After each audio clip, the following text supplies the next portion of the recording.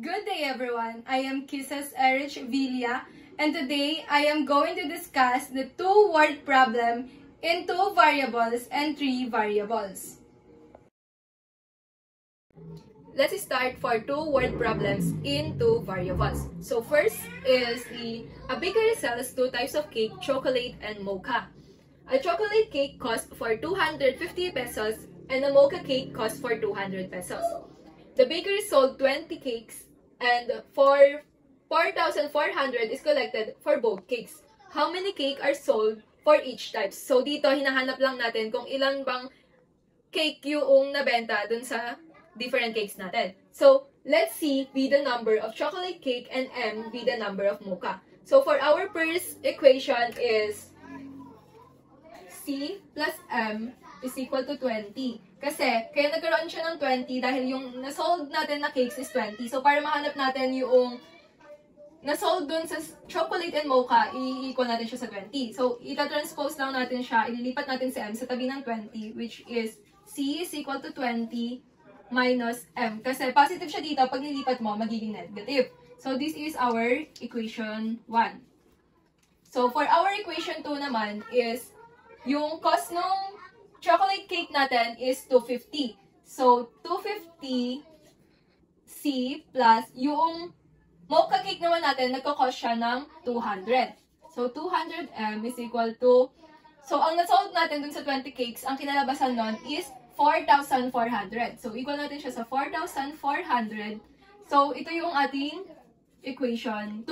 So, meron na tayong equation 1 and equation 2. So, para mahanap natin yung value nung hinahanap natin, ang gamitin natin is yung equation 2, sa-substitute natin si equation 1. So, 250 C plus 200 M is equal to 4,400.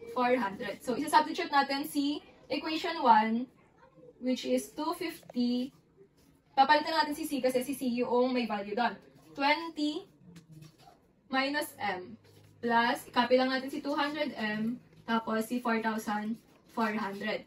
So, dito, ang mangyayari is 250 times 20, which is 5,000, minus 250 multiplied by M, which is 250M. Copy lang natin si 200M, tsaka si 4,400. So, ang next step naman natin dito is pagsasamahin natin yung may same na units or variables. So, dito, 250M plus 200M. Tapos, copy natin si 4,000. And, ilalabas natin si 5,000. Magiging negative siya kasi positive siya dito. So, 5,000. Dito, pag ma-minusin natin siya, 250M, negative 250M plus 200M, which is 50M, is equal to 4,400 minus 5,000, which is 600. So, dito, kaya siyang i-divide sa negative 50 para makuha natin yung value ng M. So, divide natin siya sa negative 50 both sides.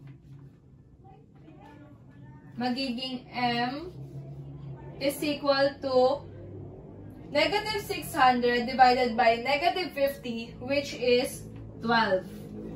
So, for our mocha, ang nasold natin is 12. So, dito naman, ang next natin na gagawin is kukunin natin yung value ng C or ng chocolate. So, ang ating equation dyan is C is equal to 20M minus 20 minus M. So, yung nakuha nating value ng 12, substitute natin siya dito sa M para makuha natin yung value ng chocolate. So, C is equal to 20. Ang value ng M natin, which is 12. So, C is equal to 20 minus 12, which is 8. So, nakuha na natin yung value ng chocolate and yung value ng mocha. Which is, ang mocha natin is 12 and ang chocolate natin is 8. So, therefore, the sold for each type of cake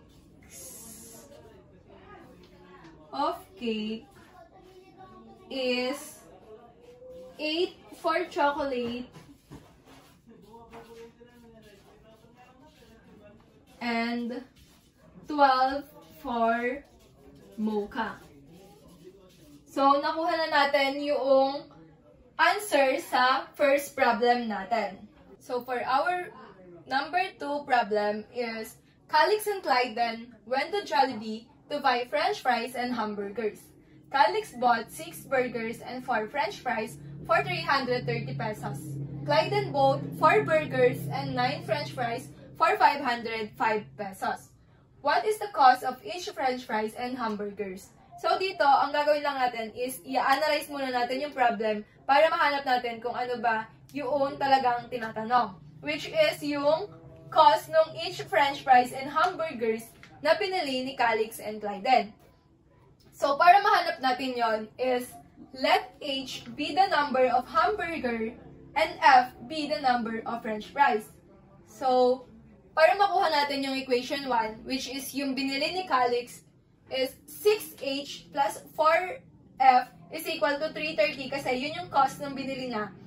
And ang ating equation 2 naman is yung binili ni Clyden, which is 4 hamburgers plus 9 French fries. Ang equal nun is 505 pesos. So, yun yung equation 2 natin. So, dito, ang gagawin natin is, para makuha natin si French fries or yung value ng F, which is, ang ita-times lang natin si negative 2 sa equation 1 and i-multiply din natin si 3 sa equation 2. So, negative 2 multiplied by equation 1 plus 3 multiplied by equation 2. So, magiging negative 12H minus negative 2 multiplied by 4, which is 8F, is equal to negative 2 multiplied by 330, which is negative 660. So, dito naman, yung equation 2, i-multiply natin siya sa 3. So, 3 multiplied by 4, which is 12H plus 9 multiplied by 3, which is 27F, is equal to 505 multiplied by 3, which is 1,515. So, ang gagawin lang natin dito is ipa-plus na natin siya. So, cancel si negative 12H tsaka si 12. And then, ang gagawin natin is negative 8F plus 27F, which is 19F, is equal to, so, negative 660 plus 1,515 is equal to 855. So, pwede pa siyang i-divide both side by 19. Parang matira na lang dito is si F, which is cancel natin si 19, matitira si F is equal to 855 divided by 19, which is 45. So, nakuha na natin yung value ng French fries, which is yung 45. So, dito, ang gagawin natin para makuha natin si H or yung value ng hamburgers is i-substitute natin yung 45 dun sa equation 1, dun sa value ng F. So, 6H plus 4F is equal to 330. So, i-substitute na natin yung given or yung value ng F, which is 45. 4 multiplied by 45, which is, copy natin si 330. So, copy lang natin si 6H plus 4 multiplied by 45, which is, hindi ko alam. Go. Which is 180. Copy natin si 330. So, dito, ilalabas natin si 180 kasi para makuha natin yung Kasi magkaparehas sila ng value. So, matitira lang dito, si 6H is equal to 330.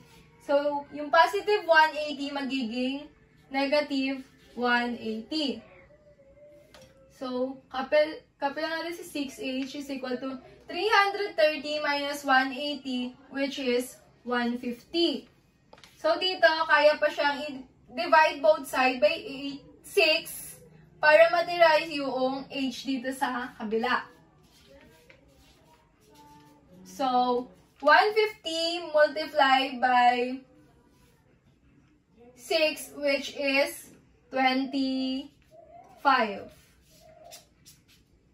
So, nakuha na natin yung value ng French fries and hamburger, which is 45 sa French fries and 25 naman sa hamburger. So, therefore, the cost of French fries is 25 and hamburgers is 45. So, nakuha na natin yung hinahanap sa word problem number 2. So, let's proceed for 3 variables in word problem. So, kung kanina 2 variables yung hinahanap natin, ngayon naman 3 variables. So, for our problem number 1, a school sold 100 tickets for a play. A child ticket costs 50 pesos, a student ticket costs 100 pesos, and adult ticket costs 150 pesos. If the total sales were 10,000 pesos, and the number of students' tickets sold was twice the number of a child tickets, how many of each type of tickets were sold? So, dito need natin i-analyze yung problem para makuha natin kung ano ba yung hinahanap.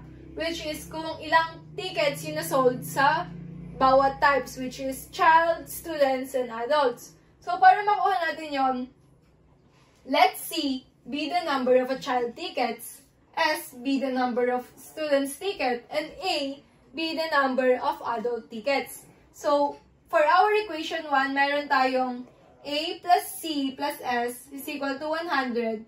So, dito, isa-substitute natin yung value nung equation 3 dun sa equation 1.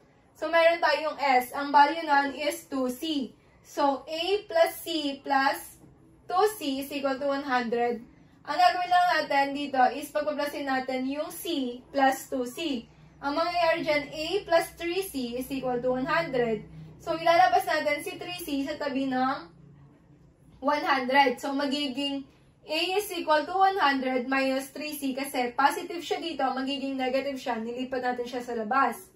So, yun yung equation 1 natin. For our equation 2 naman is yung cost ng bawat tickets and kung ano yung total sales nun, which is 50C plus 100S plus 150A is equal to 10,000. So, meron tayong equation 2. So, for our equation 3 naman is S is equal to 2C. So, dito is, kaya siya naging 2C kasi ang sinasabi dito is student's ticket sold was twice the number of child tickets. So, S is equal to 2C ang ating equation 3. So, dito ang una nating hahanapin is C, which is yung child tickets. So, ang gagawin natin is, substitute natin si equation 1 and equation 3 sa equation 2. Meron tayong, sa equation 2 is 50C plus 100S plus 150A is equal to 10,000. So, dito papalitan natin yung value ng S and yung value ng A. So, copy lang natin si 50C plus 100. Yung value ng S is 2C plus 150. Yung value ng A is 100 minus 3C is equal to 10,000. So, copy lang natin siya, yung 50C, and i-multiply natin si 100 sa 2C, which is 200C. Plus natin, i-multiply natin si 150 sa 100, which is 15,000, and si 150 sa negative 3C, which is negative 450C, is equal to 10,000. So, dito, yung mga may same na variables is ipagpa-plus na natin and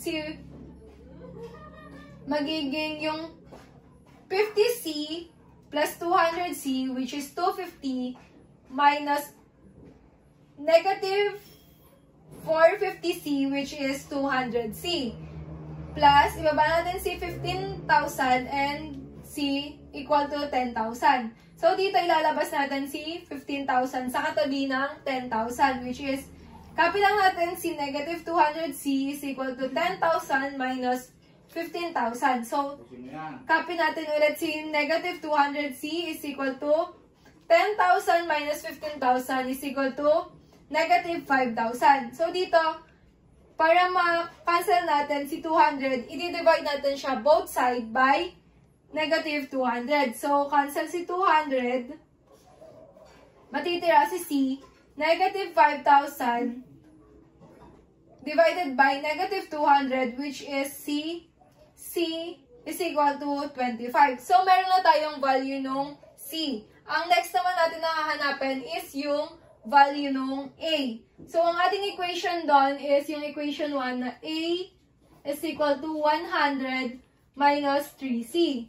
So, isa-substitute natin yung C na nakuha natin. So, A is equal to 100 minus 3. Yung value ng C, which is 25. So, A is equal to 100 minus 3 multiplied by 25 is 75. So, 100 minus 75, which is 25. So, meron na tayong value ng C and value ng B. Ang nawawala na lang is yung value ng S natin. So, substitute natin yung value ng nakuha natin sa C dun sa value ng S natin, which is S is equal to 2C. Yun yung equation 3 natin. And substitute natin yung nakuha nating value ng C, which is 2 multiply by 25. S is equal to 2 multiply by 25, which is 50. So, meron na tayong A, C, and S, which is, yan na yung mga value ng tickets natin. So, therefore, the ticket sold for adult is 25. Ticket for student is 50. And ticket for child is 25. So, yan na yung sagot dun sa hinahanap natin. So, let's proceed in number 2, word problem in 3 variables. 3 workers A and B and C completed the project. Together, they earned 9,000 pesos. Worker B earned 500 pesos, more than twice worker A's wage. And worker C earned 1,000 pesos, less than the worker A and B combined. How much did each workers earn? So, dito hinahanap natin kung magkano ba yung bawat sweldo ng worker A, B, and C natin. So, para mahanap natin, let A be the A's wage, B the B's wage, C be the C's wage. So, for other equation 1, meron tayong A plus B plus C is equal to 9,000 kasi yun yung total ng wage ng tatlong workers. For our equation 2 naman, B is equal to 2A plus 500 kasi ang sabi dito is yung worker B daw is nag-earn ng 5,000 more than twice workers A's wage. Kaya naging 2A. Kasi ang A natin is A's wage. And sa C naman natin is C is equal to A plus B minus 1,000. Kasi dito, sabi, 1,000 less than sa combine ng earn wage ng A and B workers natin. So, para mahanap natin yon, ang gagawin natin is yung equation 1 is isa-substitute natin yung value nung B. So, meron tayong value ng B and value ng C ng equation 2 and 3. So, meron tayong A plus B plus C is equal to 9,000. So, A plus 2A, kasi 2A yung, ano natin, yung B natin, 2A plus 500 plus yung natin is A plus 2A plus 500 minus 1,000 pesos. Dito yun sa equation 3 natin is equal to 9,000. So, magiging A plus 2A plus 500 plus 3A kasi 1 plus 2A is 3A. Tapos copy lang natin si 500, copy natin si 1,000 and equal to 9,000. So, dito, paplasin na natin yung may same na variables. So, meron tayong A plus 2A plus 3A which is 6A plus 500 plus 500 which is 1,000 and copy natin si 1,000 and si equal to 9,000. Meron tayong 6A plus 1,000 minus 1,000. Kakaisa na natin si 1,000 kasi 0 na yan. Ang matitira na lang is si 6A is equal to 9,000. So, pwede natin siyang i-divide both side by 6 para ang matira na lang is yung A. So, meron tayong A is equal to 9,000 divided by 6 is equal to 1,500. So, may value na tayo nung A.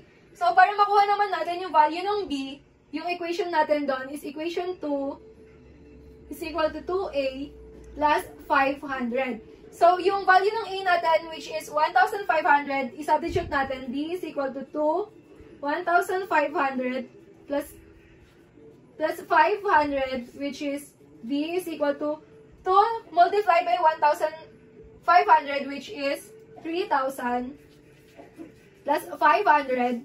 So, B is equal to 3,000 plus 500 is equal to 3,500. So, meron na tayong value nung A and B. So, ang hinahanap na lang natin is yung value nung workers C natin. So, ang ating equation doon is C is equal to A plus B minus 1,000.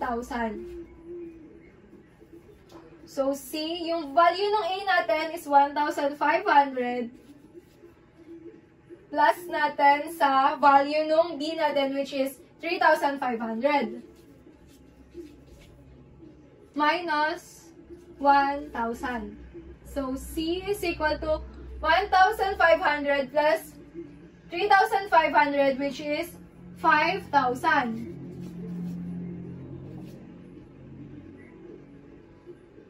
Minus 1,000, which is 5,000 minus 1,000, which is 4,000 pesos. So, meron na tayong value nung A, B, and C natin. So, for our conclusion, therefore, the wage of worker A is 1,500, worker B is 3,500, and worker C is 4,000. So, meron na tayong tatlo na nakuha na sagot. So, 1,500 for worker A, for worker B is 3,500, and worker C is 4,000. So, pag pinag-plus natin yung tatlo na yan, mabubuo natin yung combined wage nila na 9,000 pesos.